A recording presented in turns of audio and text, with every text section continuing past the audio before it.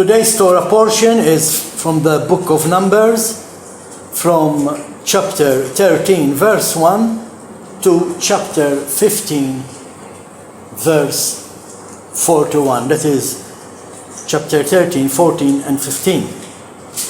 It is interesting because of everything there is in this parasha, which we will try to go through in our 30 minutes time that we have.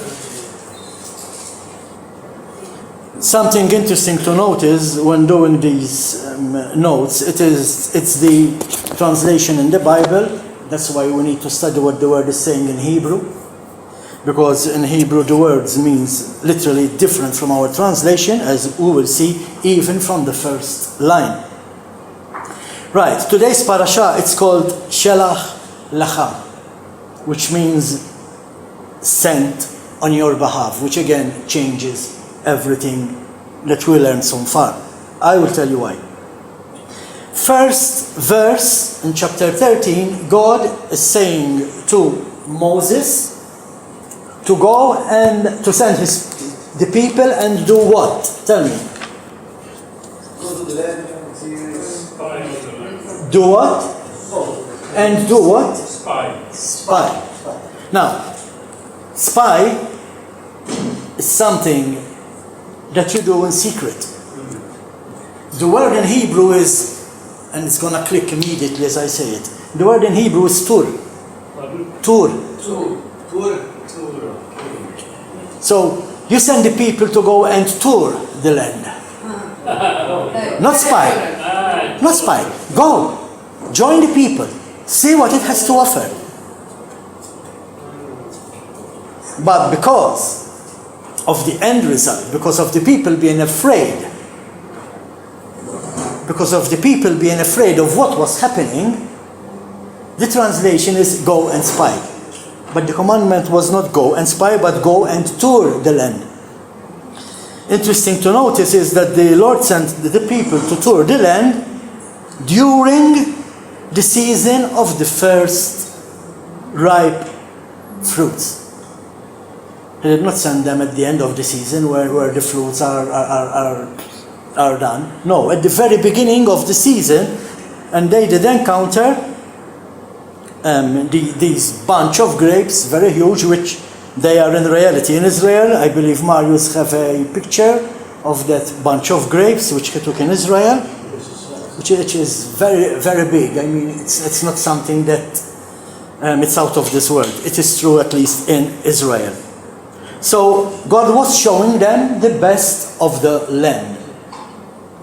Now, we go to same chapter 13, verse 25, and we see the report of the spies. So it is called. And we all know the story, only to believe what God was telling the people more than showing the people. Because this all has to do about faith. This Torah has to do all about faith. Same goes for us today, guys. Through His Torah, God is showing us His kingdom, but only few will believe it. God is saying, listen, there is a promised land, and I'm taking you there if you follow me. But not everybody trusts Him. What do I mean but not everybody trusts Him? People try to do their things their own way. Again, something which has to do with this Torah today. Numbers chapter 14, verse 1, we see the people being rebellious against the leadership, and they did murmur. Why did they murmur? Why did they grumble? What did they say? Obviously they murmured because they did not trust God. God already told them, I will take you to the land which will produce milk and honey. You will lack nothing, you will be the envy of the people. But no, they did not believe Him. They did not have trust. And this is what I say, the difference between the word trust and the word faith. You have faith. When you have faith, it means that you believe. You trust whoever is talking. In fact, God wanted to lead the people into the best place on earth. We all know that Israel biblically, is the best place on earth where to live. It's the land of milk and honey. It's the land which is holy, set apart. But no, they wished they died in Egypt. They wished they died in sin, than going to live in the promised land because of what they were seeing, not because what God was showing them. And we see that God wanted to destroy the people for their rebellion. The same thing can happen today. But we are under grace.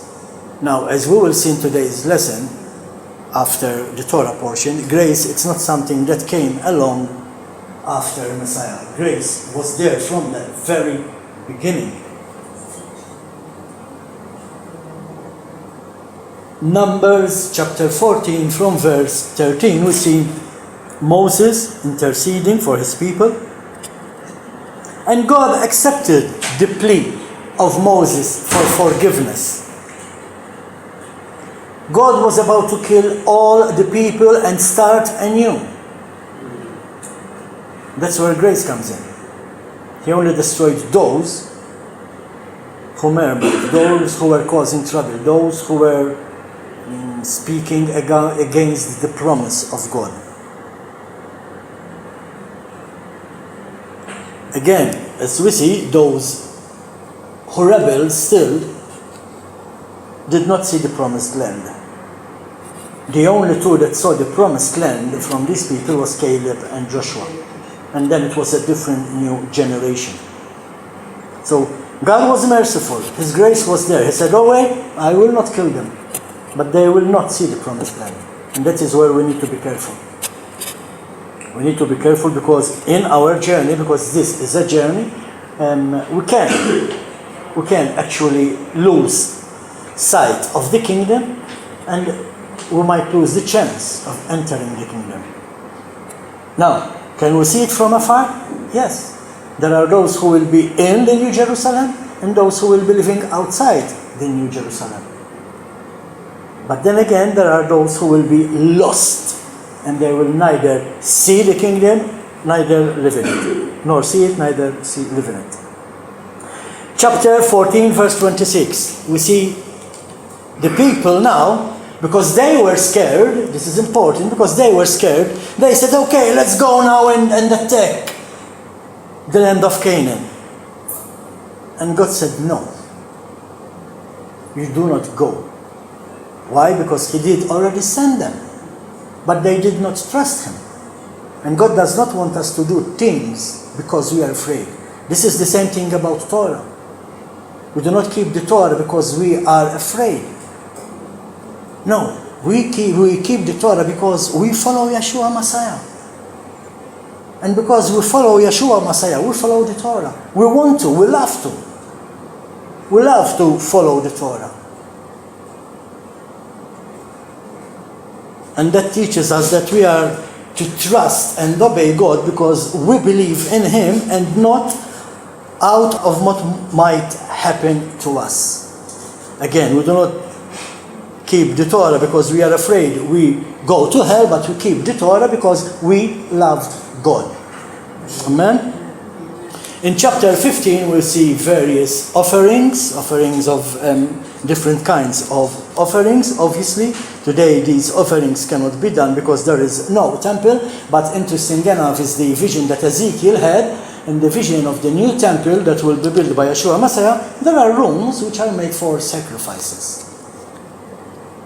So, just because we cannot do them today doesn't mean that in the new temple there won't be any sacrifices. Having said that, I do not mean the temple which they might start building in Jerusalem. In fact, very recently they even dedicated the priests, which will be of service in the temple. But again, when you see the altar, when you see the stage, when you see everything that they do, it's an abomination to the Lord because the Lord gave instructions of how things are to be made. Obviously, we cannot see them in what is happening right now with these people in Jerusalem. Chapter 15, from verse 32. it speaks about the penalty of violating the Shabbat. Violating the Shabbat is a great deal to God. Now this is something each and every one of us has to deal with in our own personal life. I might be breaking it in one way, you might be breaking it in another way, but that's why we need to check our hearts and see what we can arrange, especially in keeping the Sabbath holy. That's the important thing. How do I keep it holy? What am I doing wrong that I'm breaking the Torah with? But as we see, this guy who was collecting sticks, he had to die. They had to stone him. The congregation had to face him. But not God dealt with him. No, he said, the people, they deal with him. They will kill him. It's not like he killed the others in the desert. In the desert, it was God who killed them. But this guy, he said, no, you kill him. Why? Because it's the congregation who needs to face the people in the congregation if they are willingly breaking, especially the Sabbath. Chapter 15, verse 37, it talks about the tzitzis or fringes on our garments.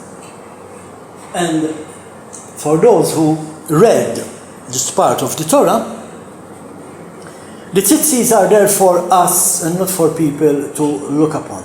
Okay, we can evangelize once the people start asking, listen, why do you wear those fringes on your trousers? And then that is a good way to start evangelizing about the Word of God. But God said, you wear them so you will remember the commandments. And it is important, very important, because sometimes we think the Torah as being just the 10 Commandments. But things we go through in life, sometimes we do not forgive that easy. We see somebody who we don't like and we say something even in our heart. Oh, look who's going on the other side of the road. Look at him, look at her. You see, that's not Torah. Even though it's not specifically said in the 10 Commandments, but the things that we do every day, we need to go through the things that we do every day to see if we are following God's word. And that's where, I mean, you know, my tzitzis come very handy at work very often. If I do not wear my tzitzis, I grab the computer and throw it at somebody sometimes. But then I grab my tzitzis and say, no, Martin, you have to calm down. You see? Yes. Again, joking at the office. You hear the way people joke. And then they wonder, why does Martin don't mix with us? Because when I hear them, the things they talk about, the stupid things they talk about, for me they are stupid. For you, it will be stupid. They talk about, I don't know, and the things they go to every morning, and I'm there in my office just having my tea all by myself. Why? Because I don't want to listen to that trash. I don't want to be a part of that trash. That's Torah. Because if you listen to their jokes and then you laugh, then you are being part of them. And sometimes, yes, they can joke very, very rude. Yes. Even the things they talk about, they are rude. I mean, I don't care if somebody was on Facebook having sex in a balcony. I don't care. But you can hear them. Did you see that post on Facebook? Haha, they were having sex in the balcony. Come on. Is that the language the people of God should use? No. Am I tempted sometimes to say something? Of course. But then I grab my tzitzis and say, Martin, shut up. You see, it is for us. It is for us. It is useless to wear them. If you wear them, and act ungodly, then you are using the name of God in vain. You are breaking the second commandment. Because why you say you follow God, you say you are a Christian, you say you follow Yeshua, but you're joining in the bandwagon of the world. It's not like they say you cannot use the name of God because you will be breaking the second commandment. No.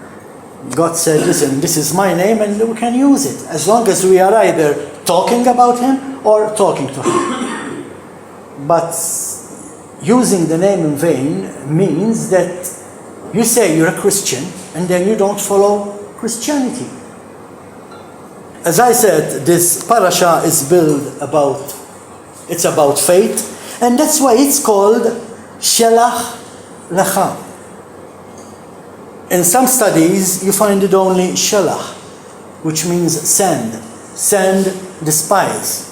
But Shelah, Lecha, send on your behalf. If you have the complete Jewish Bible, it says send on your behalf. Not on God's behalf, because God knew what was in the land.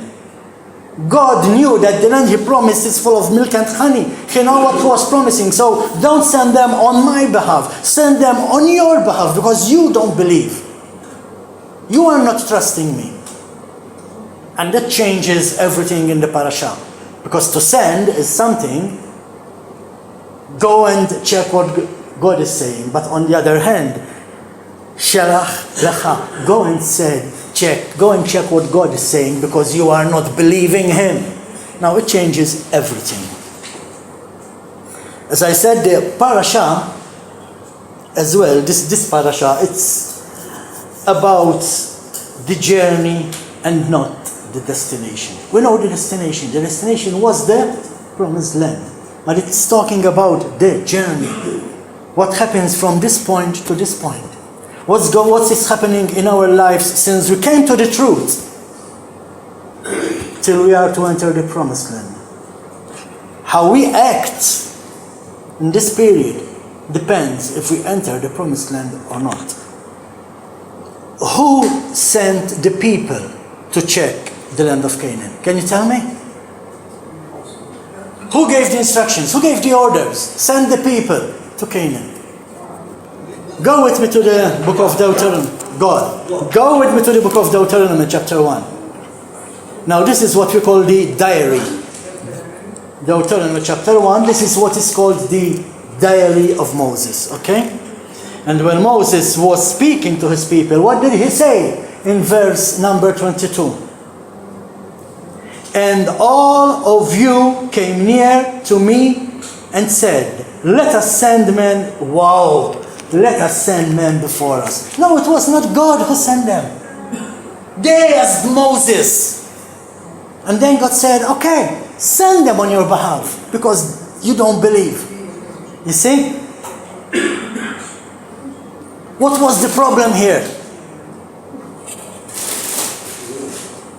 What was the problem here? They were not following the ark. They were following their thoughts. God was saying, listen, when I tell you, you march with the ark in front of you, and where the ark goes, you follow. And they said, no, we want to follow. We want to go this way. It was the people's idea to go and check it out. Why? Because they did not trust God. The thing is, I don't have to see it to believe it. God said it, I believe it. But that's not what these people were doing. These people were saying, I believe it when I see it. They did not trust God. That is not faith. That's not trust. That's why we need to become like little children. Little children, they trust their parents.